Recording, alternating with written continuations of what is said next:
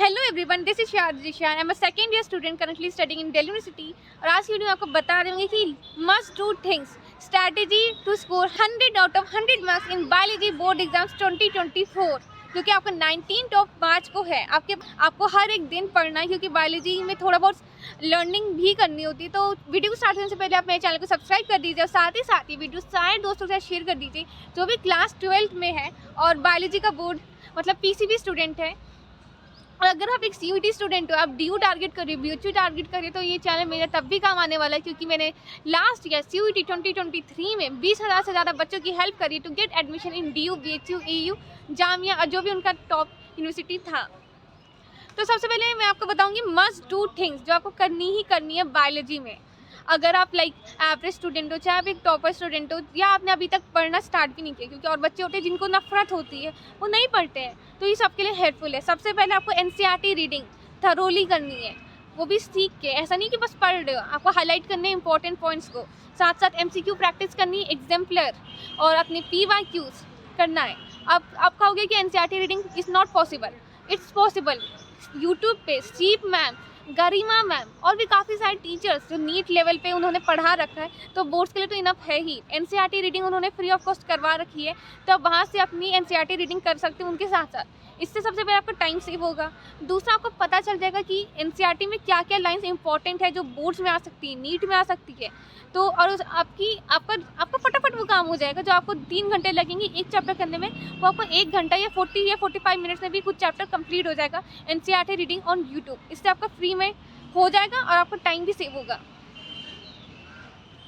दूसरा है कि बोर्ड्स की पीवाईक्यूज प्रीवियस क्वेश्चन पर 5 to 10 ईयर्स मस्ट है। आप 100 मार्क्स टारगेट कर रहे हो, 90+ टारगेट कर रहे हो, 95+ टारगेट कर रहे हो, पीवाईक्यूज फिंगर टिप्स होना चाहिए विद क्वेश्चन प्रैक्टिस। आपको पता होना चाहिए कि कौन से आंसर को कैसे लिखना है, 2 मार्क्स में कितना लिखना है, 5 मार्क्स में कितना लिखना है, डायग्राम बनाना, तो वो सब आएगा तभी जब आप प्रैक्टिस करोगे। तो अगर आपने नहीं लिए पीवाईक्यूज, तो सबसे पहले उस बुक को परचेज कीजिए और शिद्दत से डेली बेसिस पे एक चैप्टर हो गया sexual reproduction flowering plants, 2-3 topics हो गए मैक्सिमम, एक टॉपिक में 10-15 क्वेश्चन होंगे, तो डेली 5 क्वेश्चन भी सॉल्व करोगे, उसे चेक करोगे उसमें क्या गलती हो रही है, क्या आप नहीं लिख पा रहे हो, उस पर काम करोगे, देन डेफिनेटली 19 मार्क्स से पहले आपका बायोलॉजी फिंगर टिप्स पे रहेगा विद पीवाईक्यूज, जो कि बहुत ज़्यादा ज़रूरी है। और उतना ही नहीं, जो लेटेस्ट सैम्पल पेपर है उसके अकॉर्डिंग आपको सैम्पल पेपर बुक अरिहंत हो गया, ओसवाल हो गया, या जो भी आपकी फेवरेट पब्लिकेशन है उसको परचेज करके आपको प्रैक्टिस करना स्टार्ट करना है। और सैम्पल पेपर हम तब करते हैं जब हमारे पीवाईक्यूज पे हमारी कमांड होती है और हमारा कॉन्सेप्ट क्लियर होता है और हमने सिलेबस कंप्लीट कर लिया होता है। तो मैं आपको कह रही हूँ कि 1 से 2 हफ्ते के अंदर अपने सिलेबस को कंप्लीट कीजिए, अगर आपका सिलेबस अभी भी कंप्लीट नहीं है। और सैम्पल पेपर से प्रैक्टिस नहीं करना है, आपको उस पर काम भी करना है कि आपसे क्या नहीं सॉल्व हो रहा है, क्या आप थ्योरी में अच्छे से नहीं लिख पा रहे हो, क्या एमसीक्यूज गलत हो रहे हैं। और आपको एक पेज में एक नोट बनाना है, आपने सॉल्व कर लिया, उसके बाद आपको लिखना है कि आपसे यही चीज़ नहीं हो रही अच्छे से, उस पर काम करना है। फिर देन आपको फिर से सैम्पल पेपर दूसरा सॉल्व करना है। ऐसे आपके मार्क्स की इंप्रूवमेंट होगी, जो कोई नहीं बताता है। सब बोलते हैं कि सॉल्व करो, 10 कर लो, 20 कर लो, बट करके करोगे क्या यार? आप वही चीज़ रिपीट करो तो क्या करोगे? तो उस पर काम करना बहुत ज़्यादा ज़रूरी है। और डायग्राम्स, प्रीवियस क्वेश्चन में भी जितने भी डायग्राम्स ह्यूमन रिप्रोडक्शन में हो गया, और ह्यूमन रिप्रोडक्शन हो गया, सेक्सुअल रिप्रोडक्शन फ्लावरिंग प्लांट्स में हो गया, और भी जितने भी चैप्टर्स में डायग्राम्स है, आपको उसे अच्छे से 1 पेज या 2 पेज में अपने डायग्राम्स को लिख लीजिए कि कौन कौन से पीवाईक्यूज में आए हैं, और उसे अच्छे से तैयार कीजिए, क्योंकि वो चीज़ आ सकती है आपके मेन बोर्ड एग्जाम्स में भी। और सैम्पल पेपर में जो भी डायग्राम्स आए उसे भी अच्छे से तैयार कीजिए, और एनसीईआरटी की डायग्राम्स तो आपको आने ही चाहिए। तो देखिए, ये सब बोलना बहुत आसान है, बट करना थोड़ा मुश्किल है, तो थोड़ा टाइम लगेगा, बट डेली बेसिस पे आप पढ़ोगे बायोलॉजी, देन इट्स पॉसिबल, और इतना भी टफ नहीं है यार। और मल्टीपल रिवीजन बहुत ज़्यादा ज़रूरी है। आपने नोट्स जो बनाए हैं पूरे साल, चाहे पीडब्ल्यू, अनअकैडमी, वेदांतु या किसी भी ऐप पे, या फिर ऑनलाइन ऑफलाइन कोचिंग स्कूल जहाँ से भी पढ़ा है, जो भी नोट्स बनाए हैं टोटली अच्छे से रिवाइज करना है। और 1 पेज नोट्स अगर आपने कहीं से लिए तो वेल एंड गुड। अगर आपको मेरे चाहिए तो आप मुझे इंस्टाग्राम पे मैसेज कर सकते हो, क्योंकि मैंने लास्ट ईयर भी काफ़ी बच्चों को नोट्स प्रोवाइड किए थे, अपने 1 पेज नोट्स, जिसमें सारे एग्जाम्पल्स, सारे फॉर्मूलाज, जो कि थोड़े बहुत वैसे फॉर्मूलाज होते हैं जेनेटिक्स के, मैंने प्रोवाइड किए थे। उसमें से क्वेश्चंस आए थे and it was helpful to each and every student. अगर आपको चाहिए तो आप मुझे इंस्टाग्राम पे मैसेज कर सकते हो, आई गिव यू। रिविजन बहुत ज़्यादा ज़रूरी है। लाइक आपने एनसीईआरटी पढ़ लिया, अच्छे से अंडरलाइन कर लिया, एनसीईआरटी एग्जाम प्लस सॉल्व कर लिया, तो उसे रिवाइज़ करना। पीवाईक्यू सॉल्व कर लिया 2-3 बार, उसे रिवाइज़ करना कि कौन कौन सा आप भूल रहे हो, कौन कौन सा रिपीट हो रहा है, उन सबको रिवाइज़ करना बहुत ज़्यादा ज़रूरी है। सो दिस इज़ ऑल जो मैं आपको शॉर्ट में बताना चाहती हूँ कि ये मस्ट डूज़ है जो आपको करना ही करना है। अब आपको मैं आपको जैसे आपके 10 चैप्टर्स आ रहे हैं, या फिर sexual reproduction, flowering plants, human reproduction और रिप्रोडक्टिव हेल्थ, ये सारा मतलब रिप्रोडक्शन में आता है। तो इसमें मेन आपका क्या है, इसमें थ्योरी कंटेंट और डायग्राम्स है।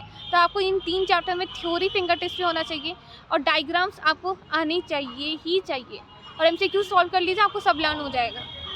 इसके बाद जेनेटिक्स आती है और मॉलिक्यूलर बेसिस ऑफ इनहेरिटेंस आता है, जो कि जेनेटिक्स का पार्ट है। तो ये दोनों चैप्टर में आपको थ्योरी तो आनी चाहिए, बट आपको कॉन्सेप्ट भी पता होना चाहिए कि कैसे कहाँ सॉल्व हो रहा है।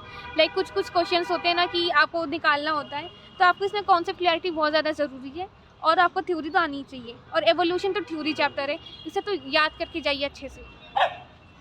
और ह्यूमन हेल्थ एंड डिसीज और माइक्रोब्स इन ह्यूमन वेलफेयर, तो ये दोनों चैप्टर्स भी बहुत ज़्यादा ईजी है, जो थोड़ा मतलब अगर आप थोड़ी भी मेहनत कर लोगे ना इसमें, ह्यूमन हेल्थ एंड डिसीज़ में एड्स हो गया, एड्स का डायग्राम हो गया, मतलब एक फ्लो चार्ट जो है, माइक्रोब्स इन ह्यूमन वेलफेयर में जो बायोगैस हो गई, मतलब 1-2 डायग्राम से सीवेज का, वो सब तैयार कर लोगे अच्छे से। मतलब थोड़ी सी मेहनत है कि आप इसे, अगर आपने अभी तक नहीं पढ़ा है 2 चैप्टर्स को, वन शॉट से कर लीजिए, इट्स इनफ। और पीवाईक्यूज कर लीजिए, आप ऐसे कर सकते हो। और बायोटेक प्रिंसिपल और बायोटेक एप्लीकेशन, ये 2 चैप्टर ऐसे जैसे लोग बहुत टफ कहते हैं, बट टफ नहीं है। अगर आपको कॉन्सेप्ट क्लैरिटी है, आप कॉन्सेप्ट क्लियर नहीं है तो आप कर सकते हो। 19 मार्च को आपका बोर्ड्स का एग्ज़ाम है, आपके पास टाइम है इनफ। आप उस पर काम कीजिए, आप इसे डिटेल में सीख लीजिए, क्योंकि अगर आपका टारगेट 100 है, और टारगेट्स हर एक इंसान का 100 होना भी चाहिए। 100 टारगेट लोगे तभी तो 95 या 98, 97 पे आओगे। और आपके पास ऐसा नहीं है कि टाइम नहीं है, आपके पास टाइम है। लाइक केमिस्ट्री वालों को तो 27 फरवरी को ही एग्ज़ाम है, उनका सोचिए उनके पास कितना कम टाइम है। तो आपके पास टाइम है, आप 100 टारगेट लीजिए, आप डिटेल में बायोटेक्नोलॉजी अपने टीचर से या यूट्यूब पे फ्री में भी, जहाँ आपको सही लगे आप सीखिए, और उसके साथ पीवाईक्यूज कर लीजिए और सैम्पल पेपर कर लीजिए, आपका बायोटेक भी डन होता है। फिर ऑर्गेनिज्म एंड पॉपुलेशन, इकोसिस्टम और बायोडाइवर्सिटी एंड कंजर्वेशन, ये तीनों चैप्टर ऐसे हैं जिसमें आपको याद बहुत ज़्यादा करना होगा। इसमें ग्राफ्स हैं जो कि बोर्ड्स में आते हैं, तो ग्राफ पहले तैयार कीजिए अच्छे से और इसका याद करके तैयार कीजिए। लाइक ऑर्गेनिज्म पॉपुलेशन में थोड़ा मतलब कमेंसलिज्म, अमेंसलिज्म के एग्जाम्पल्स हो गए, तो वो सब याद होना चाहिए, क्योंकि वो मैच द फॉलोइंग में आ सकता है। तो ऐसे आप तैयार कर सकते हो। और साथ साथ पीवाईक्यूज तो हर एक चैप्टर के करने ही करने हैं। एंड मैं आपको ये बोलूँगी कि मैंने आपको बहुत कुछ बता दिया, लाइक मैंने आपको मस्ट डूज ही बताया, मैंने आपको चैप्टर वाइज ही बताया कि आपको कैसे तैयारी करनी है। अब ये आपके ऊपर डिपेंड करता है कि आप इतना बेस्ट कैसे निकालते हो।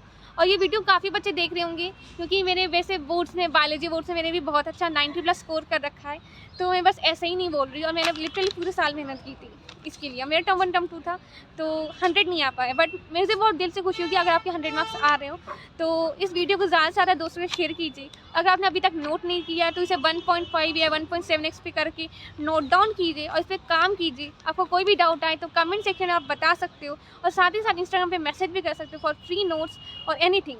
मैं आपको डेफिनेटली हर एक स्टूडेंट को रिप्लाई करती हूँ। और thank you so much for watching till here.